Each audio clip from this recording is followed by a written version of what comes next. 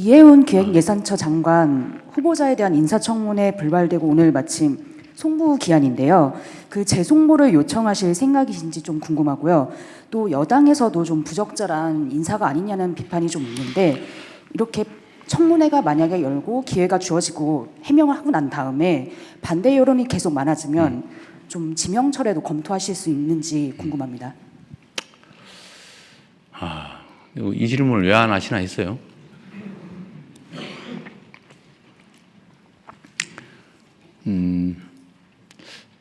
참 어렵습니다. 제가 지금 어려운 일이 두 가지인데, 좀 이따 얘기하시겠지만, 검찰 개혁에 관한 논란, 또 소위 탕평 인사에 관한 이해운 지명자에 관한 문제, 이거 정말 어려운 주제 중에 하나입니다. 직설적으로 얘기를 하면 이해훈 지명자에 대해서 어떻게 할지는 아직 결정은 못했어요. 근데 아쉬운 거는 본인의 이야기를 공개적으로 들어볼 기회를 갖고 그 청문 과정을 본 우리 국민들의 좀 판단을 제가 들어보고 좀 그렇게 판단하고 싶었는데, 결정하고 싶었는데, 그 기회마저 봉쇄돼서 본인도 아쉽겠지만 저도 참 아쉽습니다. 문제가 있어 보이긴 해요.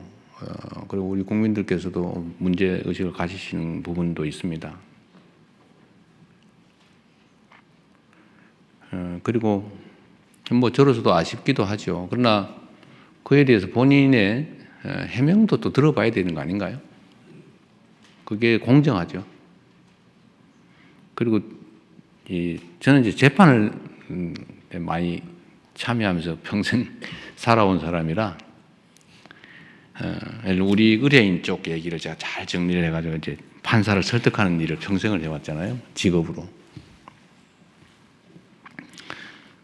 이 원고 측 유능한 대리인이 써놓은 걸 읽어보면요, 100% 그 사람 말이 맞아요.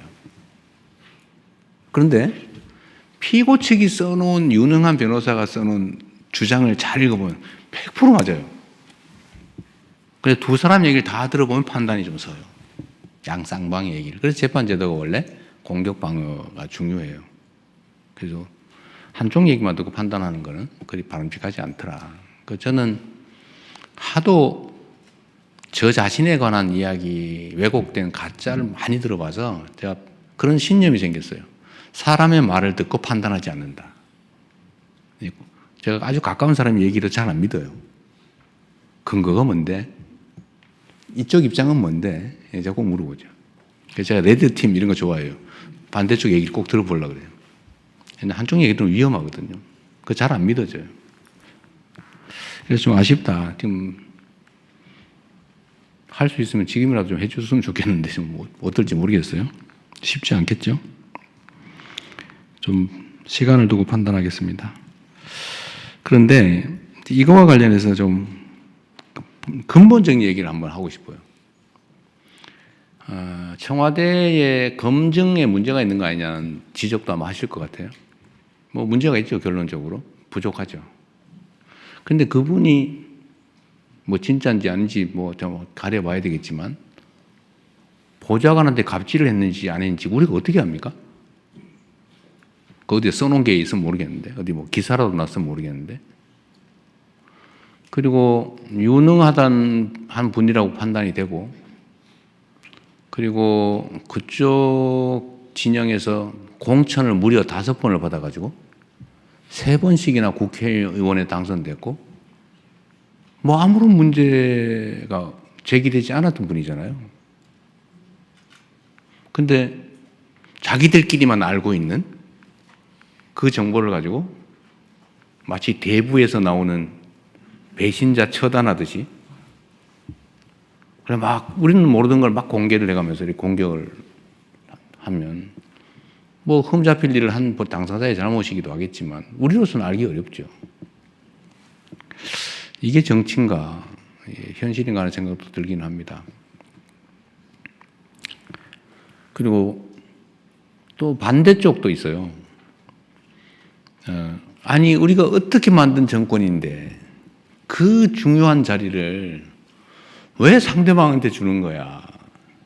섭섭해. 지지 처리할 거야. 이런 분도 계시죠. 그럼 이해가 되죠. 지금까지 그랬으니까. 그런데 대통령은 아마 노무현 대통령께서도 겪었던 참 큰 고민이고 어려움이었던 것 같아요. 제가 그렇게 하겠다는 건 아닌데, 대통령은 당선될 때까지는 한쪽 진영의 대표인 게 분명한데, 당선된 순간부터는 전체를 대표해야 된다. 이게 저희 확고한 생각이에요. 그러나 출신이나 그러니까 이를 대표하던 진영, 또 그 진영의 가치, 지향, 신념 이런 건 변하지 않죠.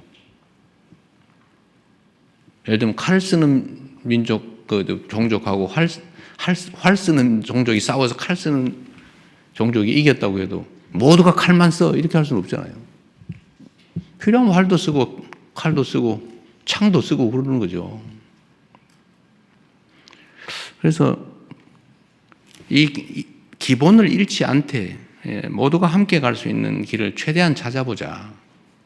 제가 강요 임명이나 우리 청와대 참모들을 꾸리는데 압도적 다수는 우리의 생각과 가치, 지향을 함께하는 같은 색깔의 같은 진영의 사람이잖아요. 근데 그렇게만 하면 어떻게 해요? 그래서 이제는 우리가 휘둘리지 않을 정도가 됐으니까 우리가 다른 의견도 좀 반영도 좀 하고, 특히 경제 분야는 소위 보수적 가치가 또 보수적 질서가 또 중요한 측면도 있고, 그래서 우리가 좀 점검을 해가면서 가자. 그리고 다양한 사람들의 목소리도 좀 듣자.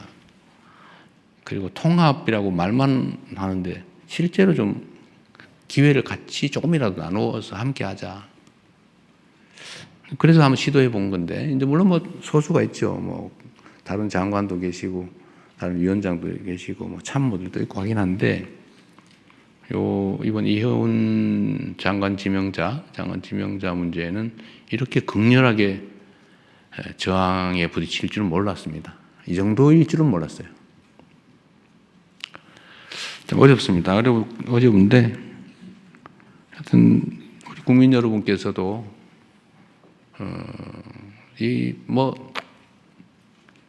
이해해 주시라는 말씀을 드리기는 어려운데, 이런 필요성이 있다는 점에 대해서 일부 용인은 해 주시길 바랍니다. 우리가 편을 갈라가지고 싸우긴 했지만, 이제 싸움은 일단 끝났고, 이제는 함께 모두를 대표하는 그런 통합된 나라로 가야 되고, 그게 대통령이 해야 될 가장 중요한 직무인데, 사실은 필요한 만큼 못하고 있다고 저는 생각합니다. 그러나 필요 최소한을 나름 시도하고 있다. 참 어렵네요. 저는 이렇게 많이 문제될 줄 몰랐어요. 앞으로 우리가 인사를 하는데도 참고해야 될 것 같습니다.